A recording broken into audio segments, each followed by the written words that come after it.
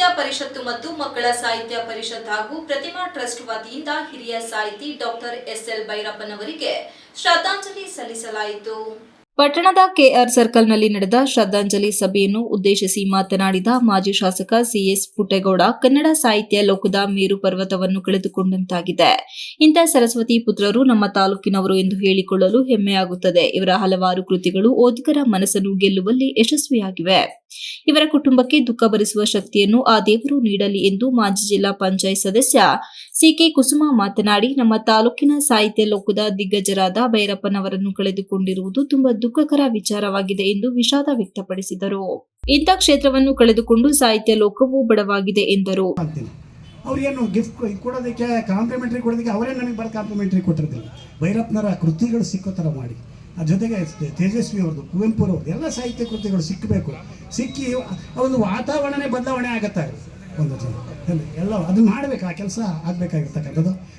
ಎಲ್ಲಕ್ಕಿಂತ ಬಹಳ ಮುಖ್ಯವಾಗಿ ಭೈರಪ್ಪನವರ ಭಿತ್ತಿ ಅಂತ ಅನ್ನುವ ಒಂದು ಆತ್ಮಕಥನವನ್ನು ತರಿಸಿ, ಯಾರು ಸುಮ್ಮನೆ ಭಾಷಣ ಮಾಡ್ತಕ್ಕಂಥದ್ದಲ್ಲ, ಅದನ್ನು ಓದಿ ಅದನ್ನು ಮನನ ಮಾಡಿ ಭೈರಪ್ಪನವ್ರು ಏನು ಅಂತ ನಾವು ತಿಳ್ಕೊಬೋದು ಸಾಧ್ಯತೆ ಇದೆ ಅಂತ ಅನ್ನೋ ಮಾತನ್ನು ಹೇಳ್ತಾ ನನಗೆ ಸಾಧ್ಯ ಆಗೋಲ್ಲ. ಯಾಕೆಂದರೆ ಇವತ್ತು ಸಾಹಿತಿಗಳಾಗಿ, ಕಾದಂಬರಿಗಾರಾಗಿ ಇವತ್ತು ನೀರಾವರಿ ಯೋಜನೆ ರೈತರ ಬಗ್ಗೆ ಚಿಂತನೆಯನ್ನು ಮಾಡಿ ಸರ್ಕಾರಕ್ಕೆ ಒತ್ತಡವನ್ನು ಮಾಡಿದಂತಹ ಮಹಾನ್ ಪುರುಷರವರು.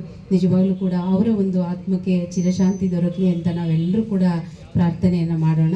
ನಮಸ್ಕಾರ.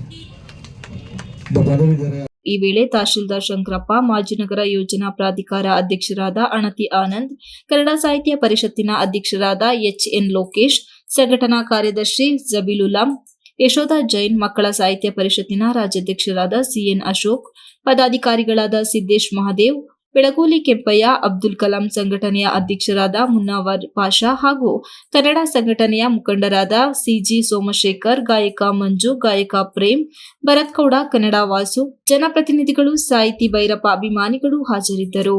Manjunath, IK TV 46 news Kannada, Channarayapatna. You are watching TV 46 News Kannada.